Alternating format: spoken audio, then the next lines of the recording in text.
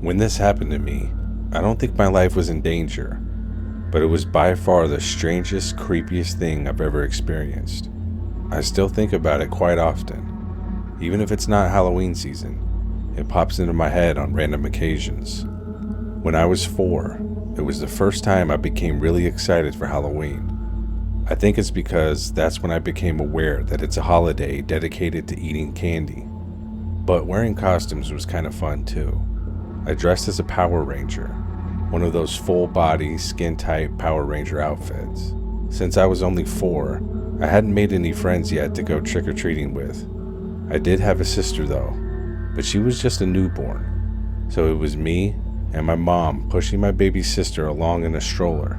Once we all 3 head out, everything was going great. I would go up to each of the houses to trick-or-treat while my mom and sister stayed back near the sidewalk. But about halfway through, I noticed the same kid nearby me as I rang the doorbell to 3 different houses. I don't know how old he was. I assumed he was the same age as me because we were the same height. He was covered head to toe in a long flowing black robe and cape, black gloves and a scream mask, just like from the movie. Since we were already trick-or-treating together, I did what all kids do that no adult ever does. I walked up to him and said, "Do you want to be my friend?" He didn't say anything. He just looked at me and slowly nodded his creepy scream mask head. I became even more excited to trick-or-treat now with a friend. We stayed close to each other as we would run from house to house. My mom yelled at me a few times to slow down because she was trying to keep an eye on me and she didn't feel like running. After noticing me and my new friend, my mom asked me from a distance, "What's your friend's name?" I had no idea, so I said to him, "My name's Jacob, what's yours?" He paused for a moment, then quickly started running to another house while waving me to follow. Odd behavior in hindsight, but I didn't think about it and I followed him to the next house. There seemed to be a slight change with him at this moment. He seemed to be directing me which houses to go to now.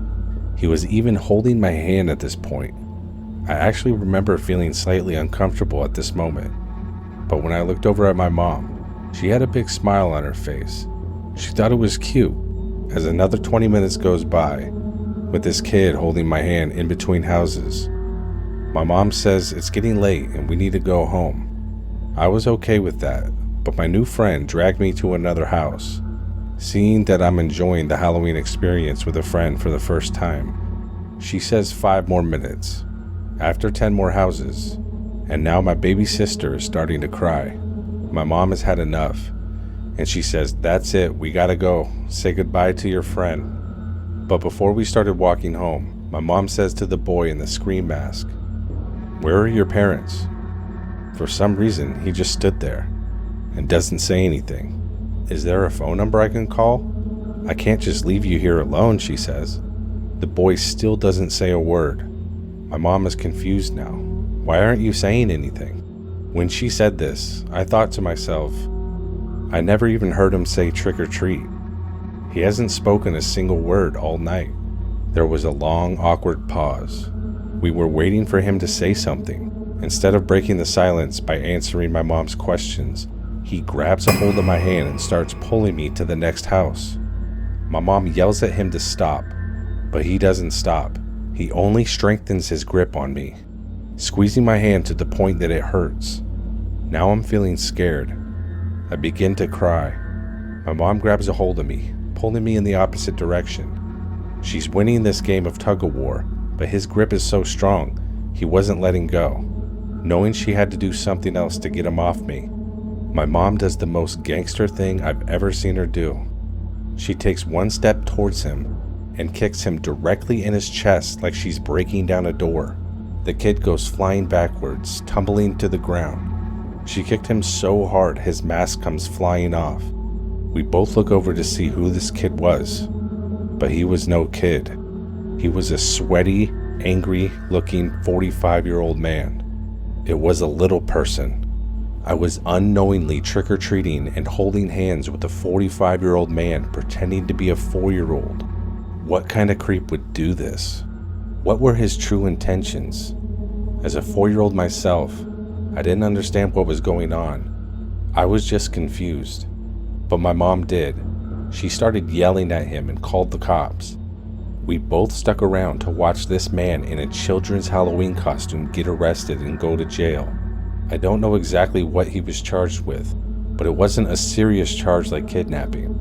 I began this story by saying I don't think my life was in danger, and I still believe that. Even if my mom wasn't there, I think I'd be able to get away. But like I said, this was the strangest, creepiest thing that I've ever experienced. This happened to my 83-year-old grandma 3 years ago on Halloween. My grandpa died 2 years prior to this. She lives alone. She never wanted to live in an old person's home, even though she had broken her hip falling down back in March and has been using a walker to get around. Even after all of this, she prides herself on her independence and never likes asking for help. On that Halloween night, she was prepared for all the trick-or-treaters to come by as they do every year. And just like a typical grandma, she had a bowl full of butterscotch candy. Early on, one trick-or-treater came to the door, a very little boy with some type of monster costume. He was accompanied by his dad, she assumes.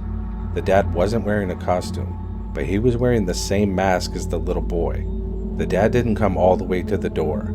He stood halfway in the driveway. My grandma gave the little boy a piece of candy and waved goodbye.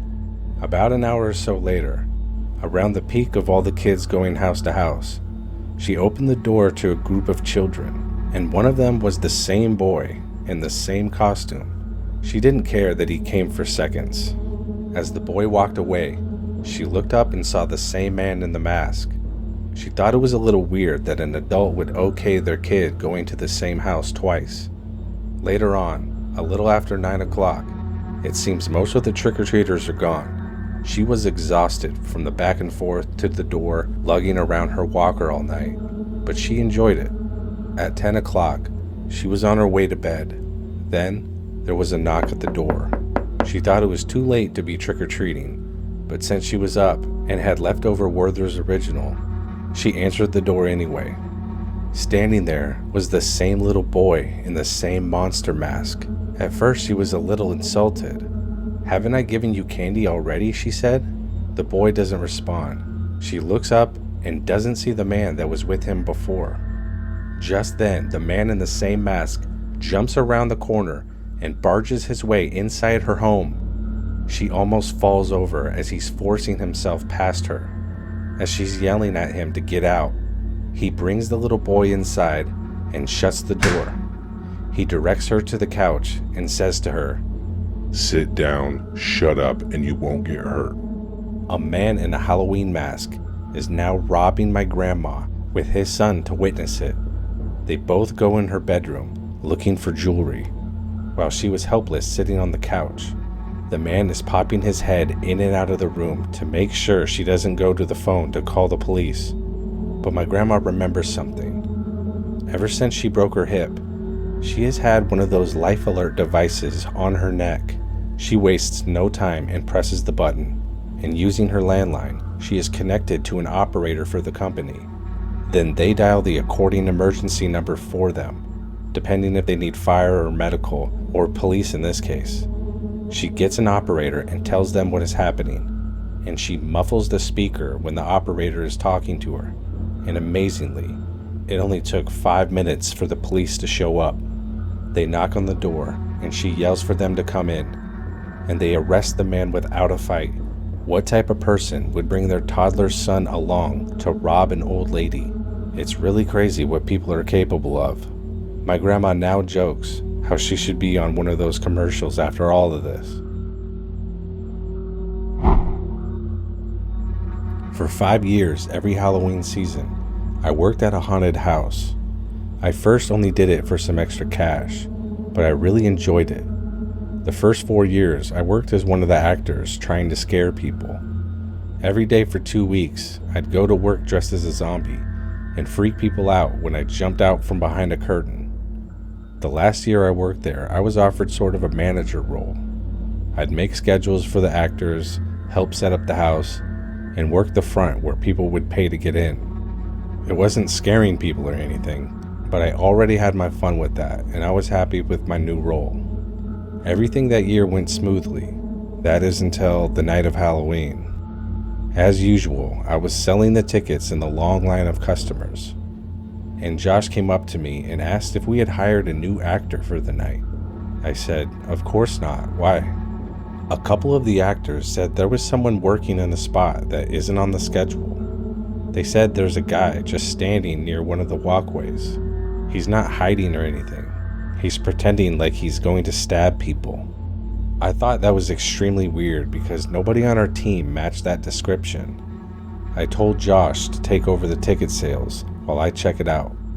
As I'm going through the haunted house, first there's Jeff as a mummy, then Sarah as a vampire. Everything looks normal so far. Sam and David as zombies jump out from both sides. Check. Now there's this little walkway thing you're supposed to cross to get to the second half of the haunted house. Nobody is supposed to be there, but there is. I have no idea who this is. For the first time in this place, I'm actually scared.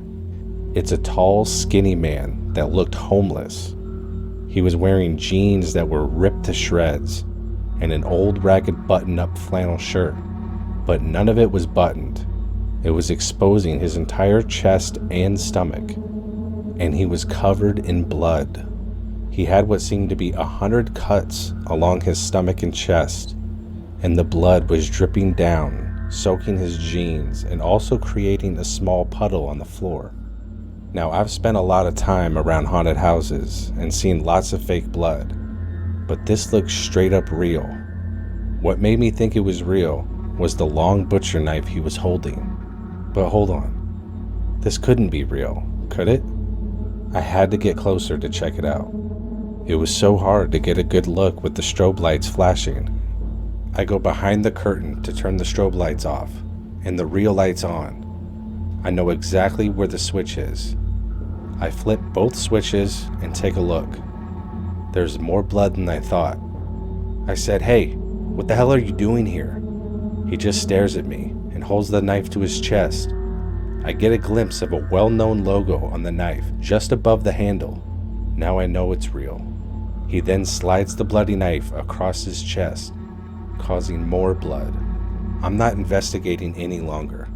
I immediately start yelling for all the customers to get out of the haunted house the way they came in. Since I already turned the lights on, this was much easier to do. I radio to all the actors to get outside as fast as they can.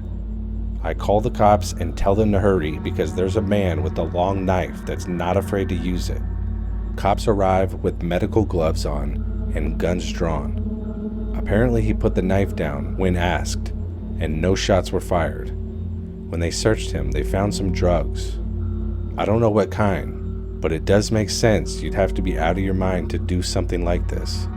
All of the people that went into the haunted house must have thought he was just part of the act. He was taken away in an ambulance, handcuffed to the railing of the gurney.